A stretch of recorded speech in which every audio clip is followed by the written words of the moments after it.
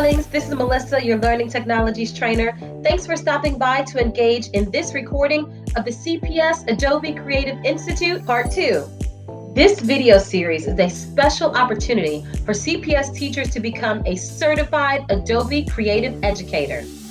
Now, this is a create as you learn opportunity.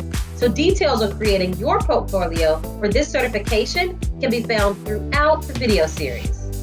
Once you've completed the 4 sessions and your portfolio is ready, you will attend a live badging event where you will receive your official Adobe Creative Educator badge. Details on badging events can be found down in the description box.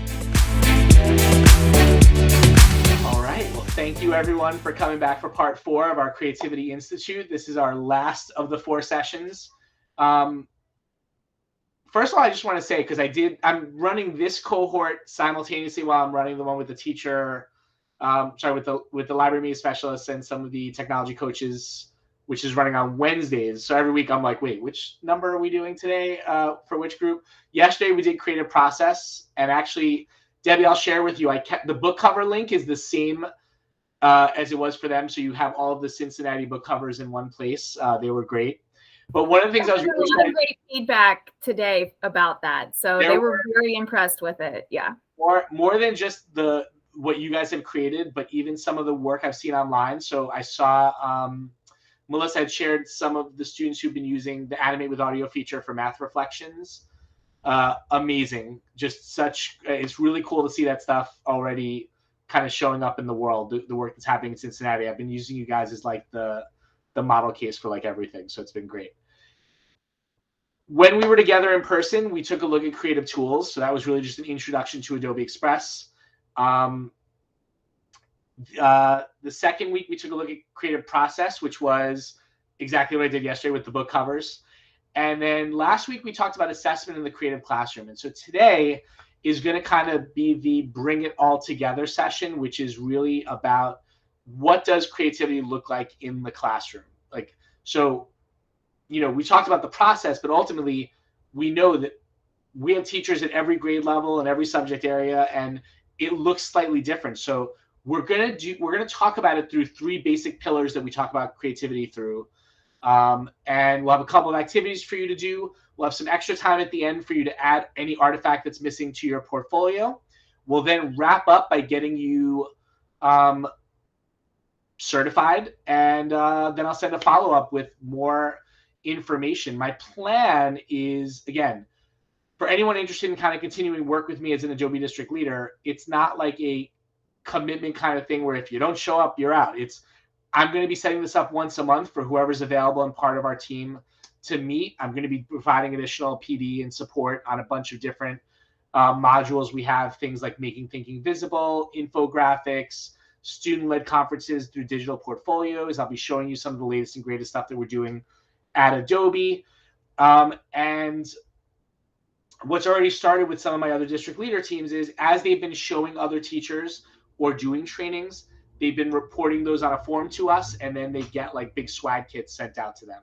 So we're, and hopefully the thought would be that when I'm back out there doing more work with Cincinnati, I can have like a meetup for us in person where we can, clearly at the bar, but where we can just celebrate the great work you're all doing. So for today, I'm going to put our page for today in the chat.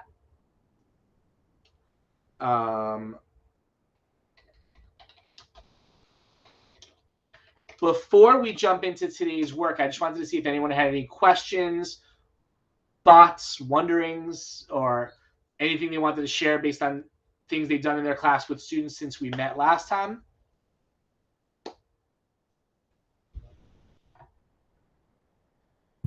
No, but I do want to shout out Fetcher for sending me some articles and websites and stuff about the 1-point rubric after last week's meeting, because obviously I was struggling a little bit with that. I think Rosemary sent me some stuff too, so thank you guys. I appreciate that. There was actually, I did put the link in the chat last week to but that's good. If you have any resources that you found particularly valuable, I'd love for you to share them back out with me in case, to David's point, I would love to collect, if you have those, I'm happy to pull them together to an Express page that we could use.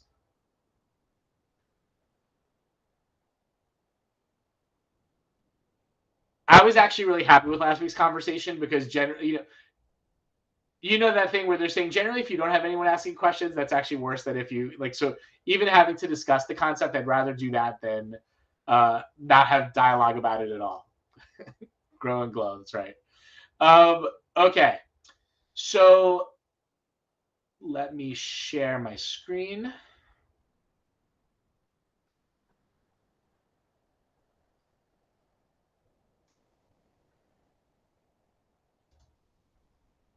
There we go.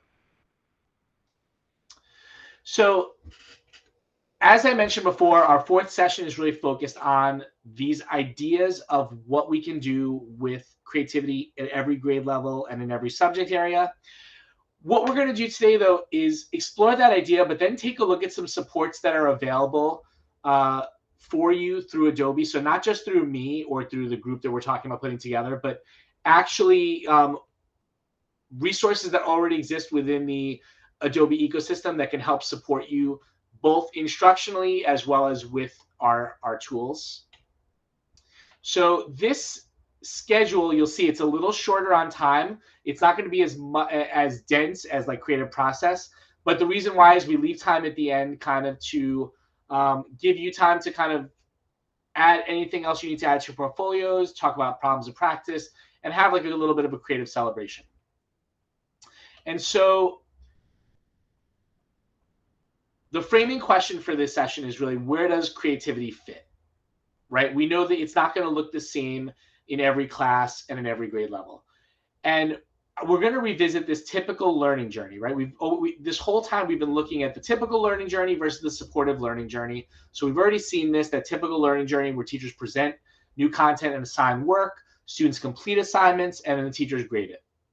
Whereas we have this supportive learning journey, and if you remember, basically we had opportunities last week for formative and summative assessment in multiple areas here, where students engage with the work, where they explain and apply, where they iterate. And so what does this actually look like when we build opportunities for creativity into that supportive learning journey? And the three pillars that we talk about are creative thinking, creative expression, and reflection as being where these opportunities live. So generally, when we talk about these opportunities for creativity, they fall into one of these three pockets. Now, why this is important? I mean, we talk all the time as educators about Bloom's taxonomy, and if you look at the top, creating is at the top of Bloom. So we know we want students creating. So it's a matter of how do we provide those opportunities to students in a way that's meaningful and authentic, and that actually ties in with the instruction that we're doing. And there's lots of ways that this can happen. So creative thinking, we can have students imagining a story from a different character's perspective. Creative expression, students writing an excerpt, designing a book cover, creating an illustration from that perspective, which, by the way, is what you did during the creative process session. And then finally, reflection, which I think we talked about all the way back when we were together in person. When we took a look at that video tool, we were like, this would be a really useful tool for reflection. And actually, most of the ways I see teachers implementing this as a first level use case is as a tool for reflection. But the thing I want to say again, and I know I said this to you when we were in person, is this isn't an overnight shift. So I don't want anyone to feel like we did this work together over the past month and the takeaway should be that, okay, cool, now you're all experts on creativity and we should be doing this for every lesson and every classroom, because that's just not the way it works. My hope would be that as you're working with teachers, as you're doing this in your classes, that ultimately you're looking to maybe try this with one or two learning opportunities as a start, coming back to us as a group and kind of reflecting on that, improving your practice, using us for support, and gradually over time, making that shift to where those opportunities happen on a more regular basis. But what we don't want is for anyone to feel like, what I know I felt like in some PD that I've taken, which is kind of like, oh, cool, Jesse, now you're the expert because you did the training. And we know that that's not the practical reality. So what I want to do is provide an example for each of those pillars that we talked about. So we'll start off with creative thinking. And Julie is an educator in our community, Julie Baker, and she's an ELA teacher at the high school level. And she develops student creative thinking by learning about Shakespeare, having students learn about Shakespeare by letting them design a Netflix remake of a famous Shakespeare play. And kind of like our guiding statement for creative thinking, which you see on the bottom, is that when we employ creative thinking, we have learners engaging with content in unique and original ways. And so I generally don't recommend, like, we don't give the slide deck, but generally the next slide and the slides similar to this are ones that people like to kind of screenshot the bullets. So what does that look like for creative thinking? Well, opportunities for creative thinking where learners get to engage with content in unique and original ways could look like this. It could be identifying problems to solve, finding ideas to explore, imagining what could be, changing your perspective, hypothesizing a new outcome, brainstorming solutions to problems. Those are all opportunities for creative thinking that can happen in our classroom. And so as we think about, whatever subject area we teach or at any grade level, that's kind of our frame for creative thinking is, if we're doing one of these things, then we actually are doing creative thinking. Neil is a 5th grade teacher, and he has students develop creative expression by having students create propaganda posters after learning about their use in the Spanish-American War. One of the best examples I saw early on in my career at Adobe of teachers using Adobe Express was, if you're familiar with like the Russian propaganda posters with like the really stark writing and the red letter, like a teacher was having students design their own version of those in Adobe Express. Now, as you can see, our frame for creative expression is supporting students to experiment, create, and make choices. And so what does this look like kind of on a broader scale? Opportunities for creative expression happen when we let learners experiment, create, and make choices. And so what that looks like in our classrooms as far as creative expression goes is, it could be creating an original way to express an idea. It could be representing discoveries in a new way, developing solutions to new problems, writing stories from new perspectives, combining ideas for different outcomes. These are all examples of ways that we employ creative expression. And we talked about creative thinking, we talked about creative expression. The final kind of pillar that we talked about is reflection, which I think we kind of know what reflection's about. But if we were to take a look, so Kristen teaches entrepreneurship and history, and she has her students create reflection videos and portfolios that show their growth over time. And so,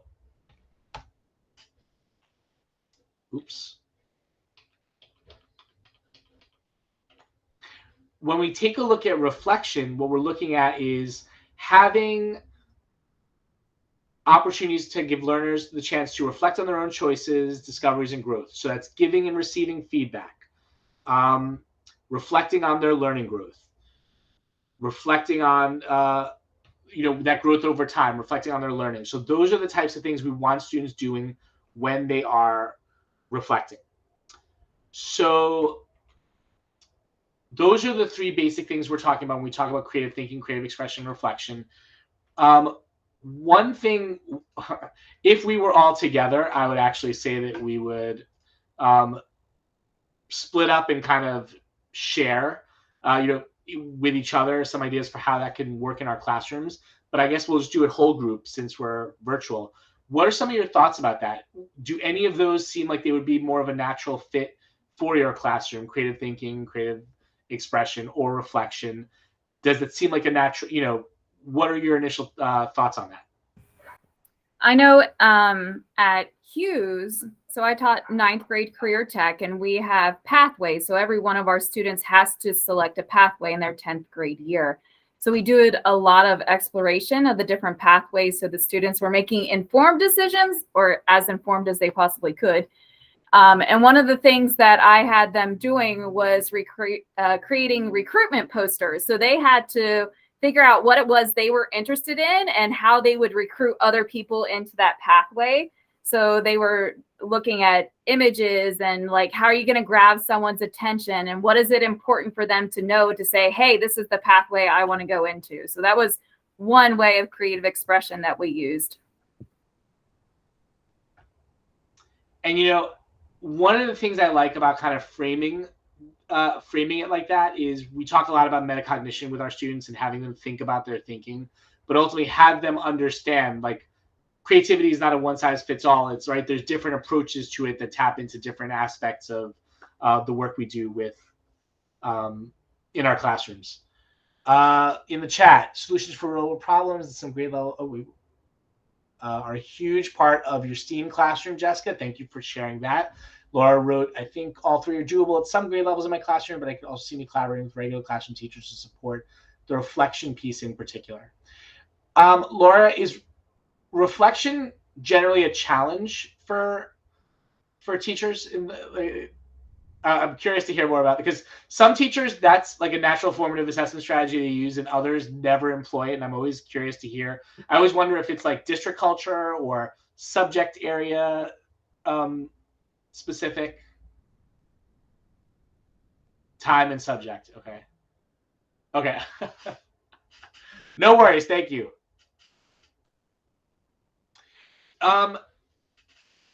Time constraints can totally make it difficult. I think with reflection, one of the reasons I probably like video reflection as a tool, and I think back in the day, even before I used Express, I used Flipgrid for that kind of thing.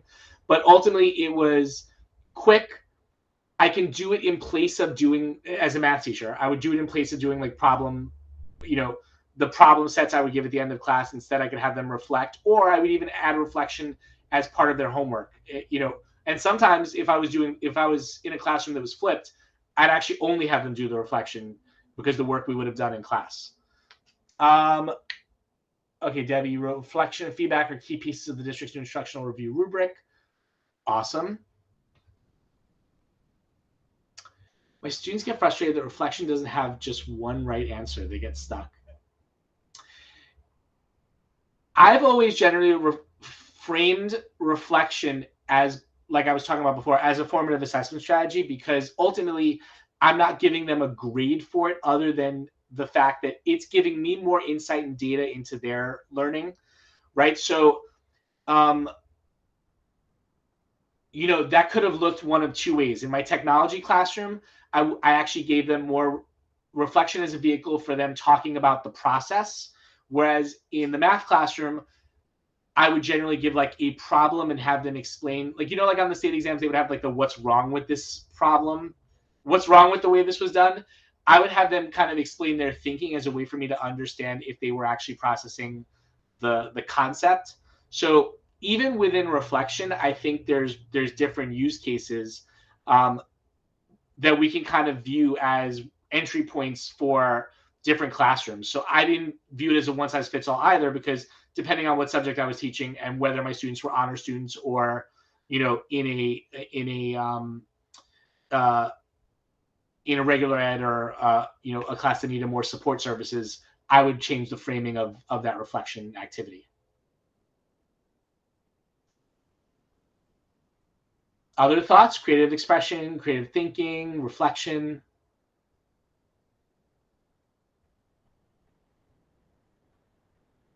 I actually feel like we need to put those bullets on the page, because once the slide went away, it's like, okay, that's gone. What are we talking about anymore? But what's nice is when I looked at it, it actually, the work we've done over the past few weeks, all of a sudden felt like, okay, that fits into buckets, right? Like, so some of the things we did fell under creative thinking, some of those things we fell under creative expression, and there's different outcomes as a result. So I think people often ask us about the purpose of creativity.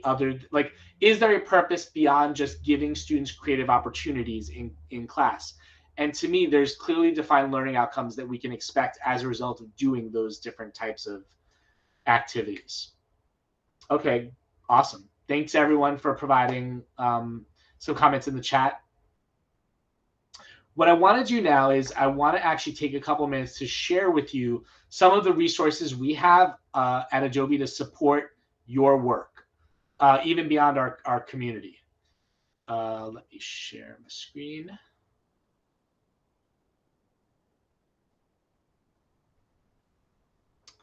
So generally, whenever we use any type of technology, there's usually two types of support people need. One is kind of the how to use the tool, and the second is the how do we use it from an instructional standpoint. So there's two websites I just wanted to highlight for you. The first is our help website, which for Adobe Express, again, I think as you've seen, isn't too much of a heavy lift, but our help website actually does allow you to get, if I say learn how to use my apps, notice that there's a drop down for all of the applications we have at Adobe, including Express.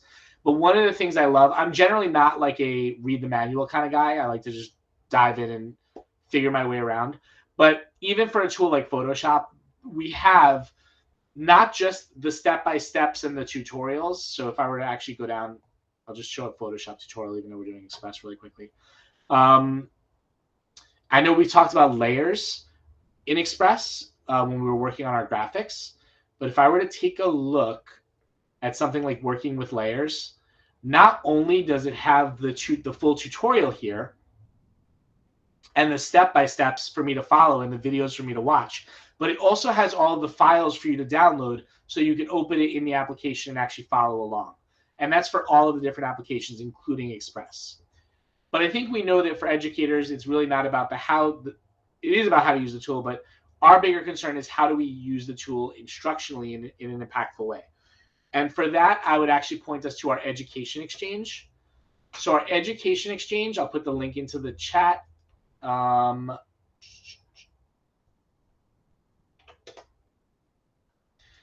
Education Exchange is where we have all of our free teaching resources and courses. So I just wanted to give you a little bit of the tour of this.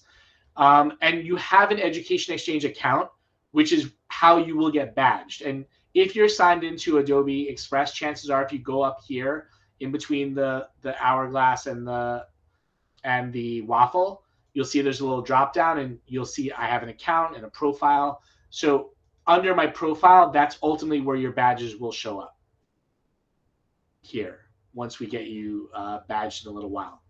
But I want to show you first our teaching resources. So our teaching resources tab, if I were to click find resources, notice that it brings up a search field here where I can search for not only by subject area and grade level, but by topic as well, a product as well. So let's say I only wanted to see Adobe Express resources, and I wanted to see them for math, and I wanted to see them at the secondary level. Notice here I have a number of resources that include editable templates and lesson plans. So people often ask me, what is the biggest difference between working, or what's been the biggest shift for me now working for a big company? And for me, it's been that, I work for an education company, or I work in education, but not everyone at my company was an educator. And so I'll get questions sometimes like, how many templates do we need for all teachers? And the answer is like infinite, because no teacher is going to use this exactly as is, right? We take it, we tweak, we modify, we say the best teachers are the best thieves, right? So if I were to click on one of these, for instance, illustrate a geometry concept using city maps, notice it says includes editable template.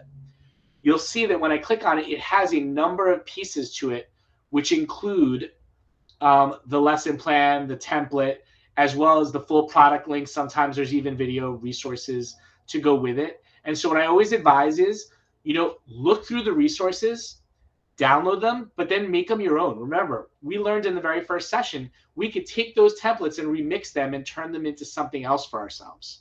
So what I view, and notice that this lesson plan was actually developed by an instructional coach who works with Stanford. So we try to shoulder tap educators to develop a lot of these resources for us, and there's thousands of them in here. So the teaching resources is always a great place to go, and actually that's going to be our activity in a few minutes.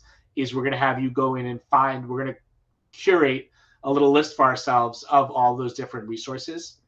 I wanted to show you that down here on the bottom, there's also featured collections. So notice you can see that they're curated by, most of them are curated by Adobe. But if I were looking for like our creative education challenges, these are the challenges that I talked about during our very first session. So this month's challenge is connected to Black History Month, and you can see there's multiple lesson plans that go with them. Now, every month we release a challenge on social media. The first week of the month, we release the first Monday of the month, we release the educator version of the challenge. And the next week, we release the student version along with the lesson plans. So we give teachers a week to kind of play with it and experiment before releasing the student version. But then we archive them as well. So you'll see that this is this month's the 3 versions of the challenge. We have the quote poster, the class hero poster, and the biography poster, along with the lesson plans that go with it.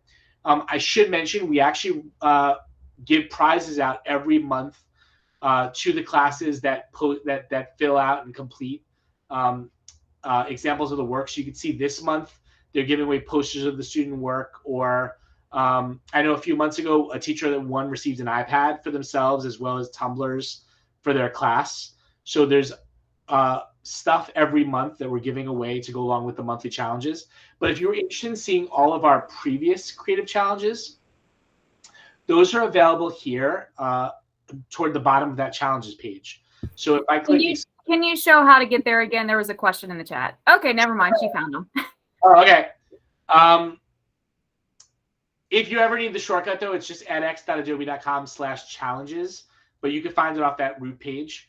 But all of the challenges we've done over this first year, down into this year, are here on that Creative Challenge collection. So the first one, the Creative Identity Challenge, is here. We had designing your own personal logo. One of my favorites was actually a couple of months ago where we had our digital citizenship hero cards.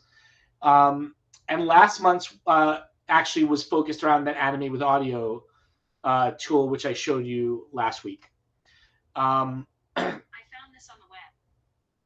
So More Than a Score was actually last April, I think. That was testing month. We wanted students to kind of de-stress from testing. We've even released them in the summer and to start the school year. So we have a ton in here that you can, again, take and reuse in any way that you think would be meaningful for your own classroom. We have a bunch of really exciting ones coming up as well. So those are all here on that under that first collection. Oops. We have some other collections down toward the bottom, curated with Adobe and Khan Academy. You can explore all of the collections here. The second tab is our professional learning. And this goes a little bit deeper than just giving you teaching resources. This is actually more of like support for you. Now, it falls under 3 main categories: self-paced courses, virtual live learning, and in-person live learning. The self-paced courses is really the one that I wanted to show you. And we recognize that teachers do not have a lot of time on their hands. So our team started putting together what we call lightning learning courses. So you could see that every member of my team has actually put together a lightning learning course. They're 30-minute courses that come with editable templates and resources to support different pedagogical topics that we know people have been asking for. So starting with Claudio's infographics course, Wesley did one on student presentations, goal setting. Mine was on formative assessment, digital portfolios, graphic organizers, writing activities, building community, visible thinking routines, and sketchnoting. I actually am filming another one in a couple of weeks on math. So we have a bunch of other lightning learning courses in the pipeline, all focused around giving educators support and resources they may need. But if you look down toward the bottom and onto the other 2 pages, there actually are some deeper, longer courses if you're interested in that type of thing. And you'll notice a couple of them here are the level 1 and level 2 certification. You don't need to do those because you did those with me. We're going to get you certified through the Institute, so you don't have to do those. But one that some people typically find pretty interesting that I've had a bunch of people do is this Basic Principles of Design course that's on here. That's one that people have. I know a lot of people have taken. You can see over 10,000 people have taken it. It's a 1-hour course. So we have a number of resources available there. And then the third tab on our Education Exchange is our community. And that's what you're all going to be a part of once we're done. So this is a searchable database of all the educators who have gotten certified and who have their profile public. So you can actually search based on different products, based on subject areas. You could filter by name. You could look for people in different locations. So this is just a way of getting connected to our broader community. And those are really the three main parts of the education exchange. So what I'm going to do now is I'm going to give you a few minutes to explore the education exchange. I hate just showing it and then having people run away. So I'm going to put a link to a Padlet. And what I'd love you to do is take a few minutes to explore the education exchange. And what I'd love you to do is if you find find at least one, but if you find more, that's great. What I wanted to do was curate a list of resources that you all found valuable. So I already have some subjects parsed out on here, but I'm going to put like, let's say 10 minutes for you to be able to explore the education exchange, find some resources that might be of interest to you, and then put them into the Padlet. And then you'll be able to walk away from today with a collection of resources that you can use for yourself or share with other educators within Cincinnati. That sound good? Awesome. Okay, I'm setting the timer for 10 minutes. Debbie, I don't know if you want to be our DJ for today again. I wasn't prepared. I'm like already looking through the. Oh, okay. So don't sweat it. I'll put stuff on. I can do it. Thank you, sir. No problem.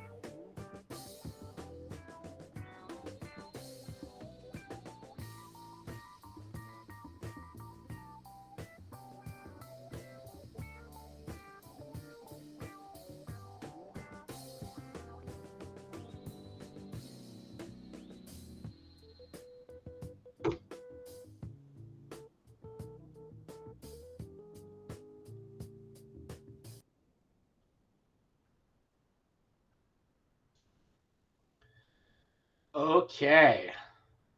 Wait. See, there's a comment in the chat. Try to open the produce a video screen. Let's see.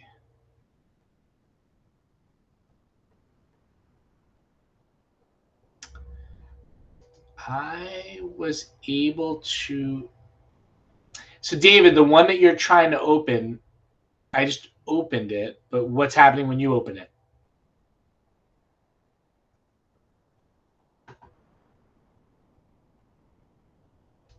Search color. Okay. Huh. Sorry, I had to walk away from the crowd for a minute. When I went to the one under the one I was pulling up, it was said to produce a video explaining an art history concept. And when I actually clicked on the link, it was coming up with produce a video essay to note literary techniques in poetry. Oh. And then I searched and I found the right video. Hold on one second. I see what you're saying.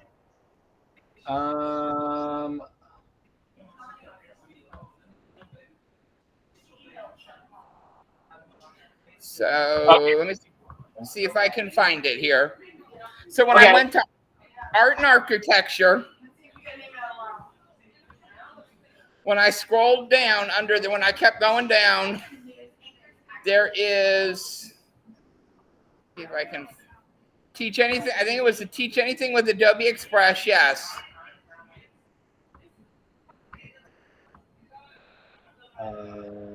And when you go down to produce a video essay explaining an art history concept, when you actually click on that, it takes you to something else.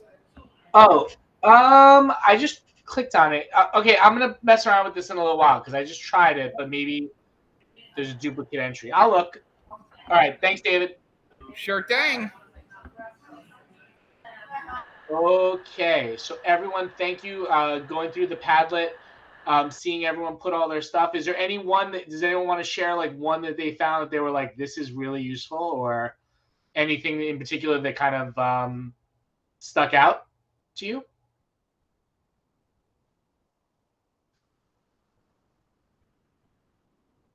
Stop motion. Oh,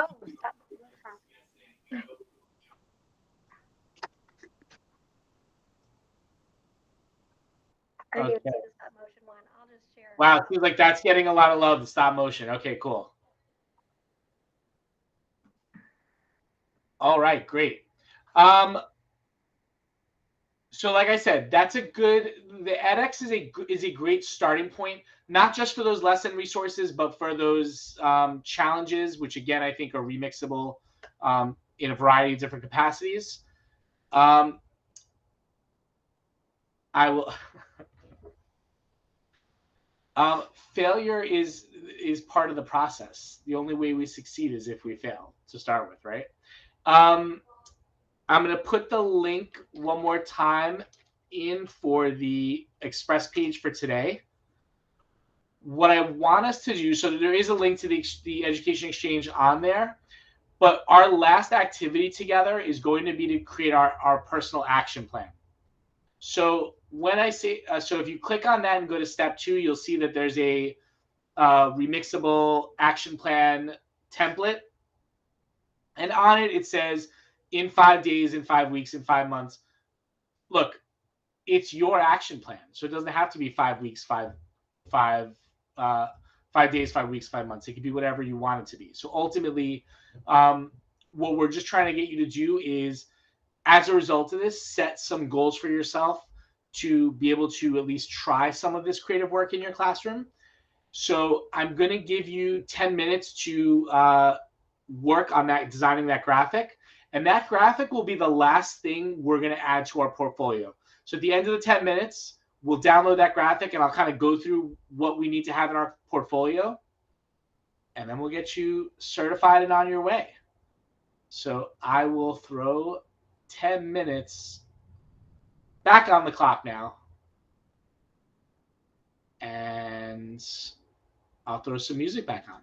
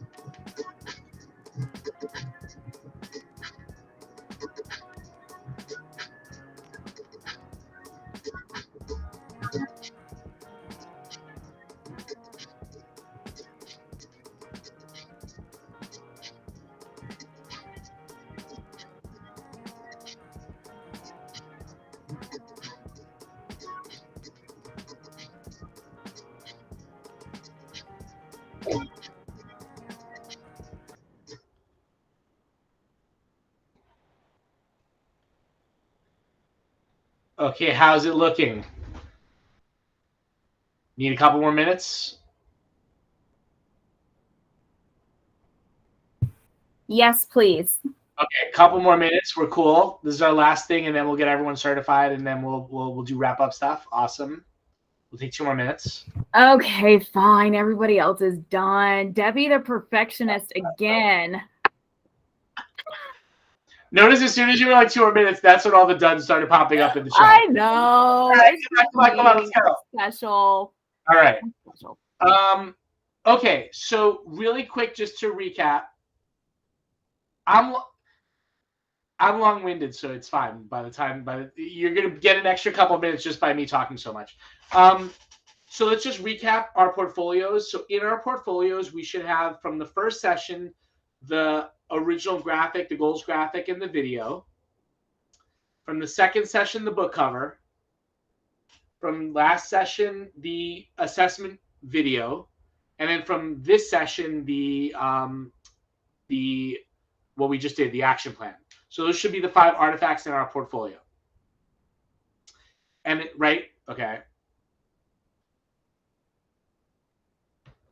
Rosemary's actually writing it out, but now I'm wondering, joining. Okay, wait. Yeah, okay. I'll get a type list.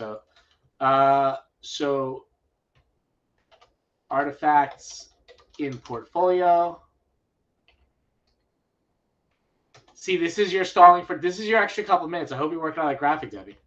Artifacts in the portfolio. You know I am, Jesse. Absolutely. So we have our goals graphic. Session 1. Reflection video. Session 1.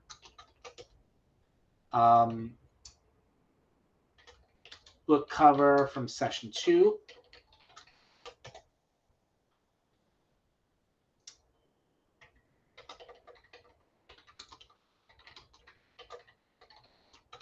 Assessment video from session 3. And action plan from session 4. So those are the 5 artifacts that should be in your portfolio. What we are going to do, so I have a, as I mentioned before, this is going to be connected to your edX, but let me just find the link. Where'd it go? Here we go.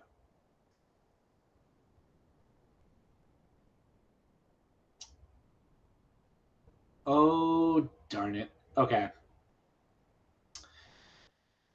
Debbie, I might have to use you as the example because I already registered for this course and took it. So when I go, it just says download certificate. So what you need to do is have your published link for your portfolio. You can always go and update the portfolio later. So if you're like, I need to go back and fix this graphic later, that's fine. You'll be able to do that. So if you wouldn't mind sharing your screen, I'm going to paste this link in here. If you could open it up, I'll walk you through what we're going to do. Okay, sir, here we go. Me and my 10 million tabs that are open. I'm having the same problem. I know. When I have It's class just 20 minutes, so as soon as ongoing. class starts, I'm literally just hitting one tab and getting rid of everything. And does everyone know about one tab? Do you guys use one tab? Total lifesaver. I don't know how I lived before one tab. P.S. I never actually go back to any of these tabs. Like, I always say I'm gonna go back, but I never do. But anyway, okay. So Debbie's opened up the link to the Creativity Institute course on edX. That's the link I just put in the chat. You're going to enroll now.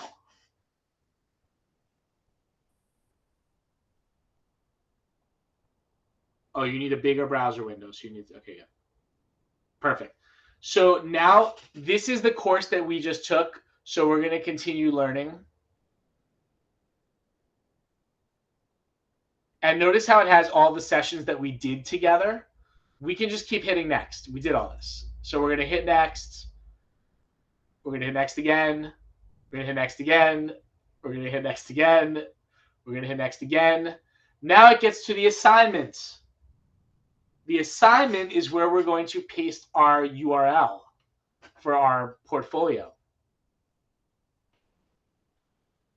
Yeah, so we scroll down. So you can put the URL. I put it in two places. Usually I put it where it says Learning Journal URL. I also put it up in the description.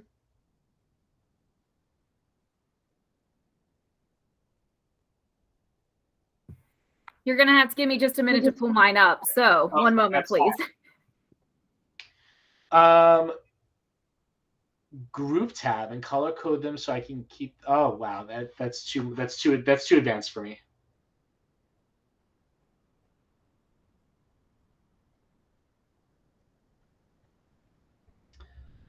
So remember that when you go into your portfolios and you make changes, you just have to click publish and republish. Kind of like any website program. So as you go back to those portfolios and add new artifacts over time, you're just making sure you publish. So the most updated link.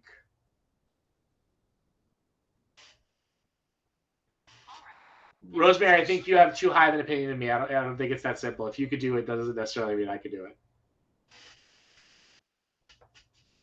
Organization is not my strong suit.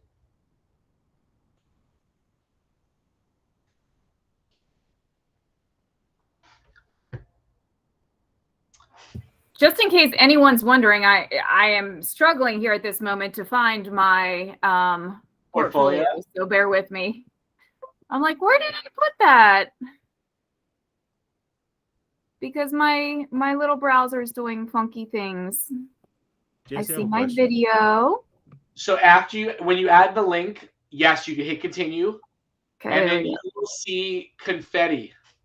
So Laura, I'm gonna take back the screen for a sec. Okay. So let me share. Adobe Express. Perfect. Okay, so I'm in Express right now. Remember, I can find my projects in one of two ways. Either under Recent, I could see my projects down here, or if I go to my Projects button over here, I can see all the different projects I have. You can see I have a portfolio for Cincinnati. I have a couple, actually. When I open it, the link that I want is when I click Share, see how it says Publish and Share Link? I'm republishing this, getting the link to my portfolio, and that's the artifact I want. So now when I go back into that self-paced course, the one Debbie was clicking through, that's what I want to, that's the link I want to put in there. And I will stop sharing now. So when Debbie reshares, you'll see that when she hits next. Yep, I found it finally. Okay. Yes, confetti. Okay, spoiler alert. Everyone got, once you hit next, we'll wait for it. You can share your screen so we can all see the confetti with you. But you will get confetti, and then the badge will be sent to your email moments later. You will have your level 1, level 2 badge, and you will get an email actually telling you that if you have to hit next 2 times. That's right. Thanks, Brittany. When you do that, you will actually get an email asking you to sign up for like your Credly account that's where your micro credentials will be stored. So again, I told you this a while ago. It's not just you getting like a couple JPEGs to put in your email. It'll actually, oh wait, let's see the confetti. So we hit continue.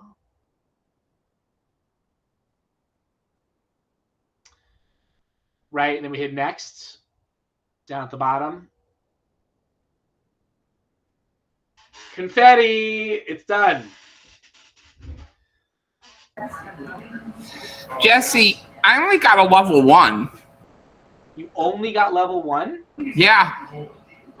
Anyone else? Did anyone else get level same? Oh, let me know if it's not.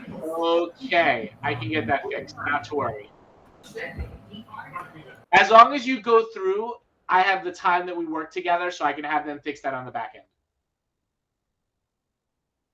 Do me a favor, David. If you go to, oh wait, level 2 just came to, oh, it came through in 2 emails. Okay. Double check, make sure. But I'm hopeful if it happened for most of you, it'll happen for all of you. Awesome. Dion. I got the second one. Okay, real quick. So I Sure. can use my portfolio we did that one day and just add all my stuff to it. That's what we're doing. That's exactly what it is. And then can I just submit it now the way it is and then add stuff later? So I haven't put everything together. you do that. Okay. I didn't want to bother you later on like that. It's cool. If you're here, do that, submit later. I mean, sorry, do that and update later, and that's fine. Okay, I'll do that. Thank you. All right, awesome. So you'll have that information for signing up for the Credly account. I'm just trying to think if I have anything else for the program. So you have your level 1 and your level 2 certifications. Again, just to, I'll send a follow-up email for today with the recording and the links for today's session for anyone who wasn't able to be here. But I'll also send that link out for the district leader piece. Again, remember, there's not a like formal commitment or obligation that you have. It literally is just if you think this is the kind of thing where you will actually show this to other educators and people in your district, you might as well get something for it.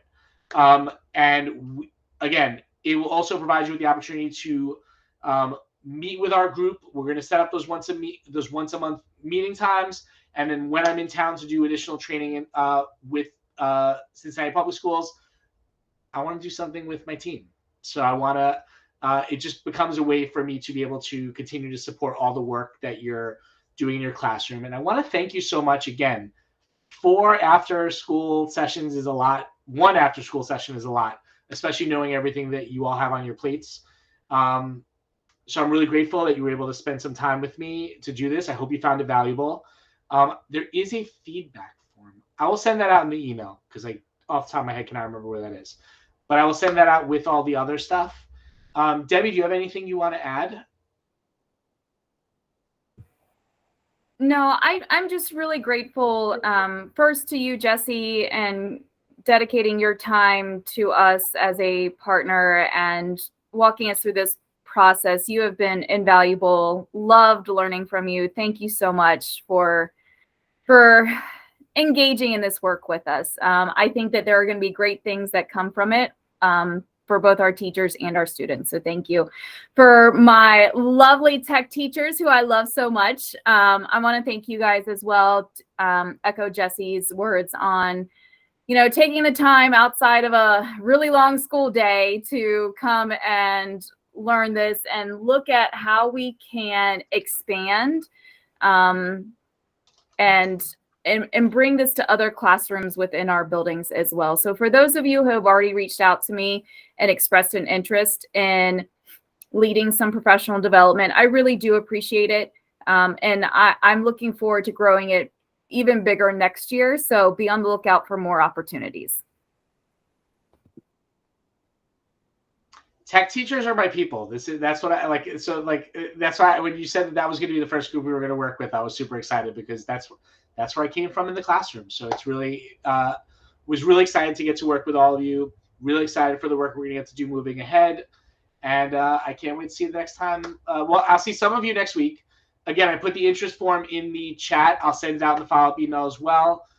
I'll coordinate with Debbie about, again, that might not be our regular time, but just for next week, knowing there was a training on the 3rd, we wanted to meet. And what I'll do next week is get everyone onboarded, because they're similar to what we just did with getting certified and putting in, there's some forms with information to kind of let you know what this is all about. One of the things that we'll be able to provide as well is, if you are going to go do a training, we don't want you to have to develop your own resources. We have all that. So it's kind of like to show you what we have available, to give you anything you might need to support your work.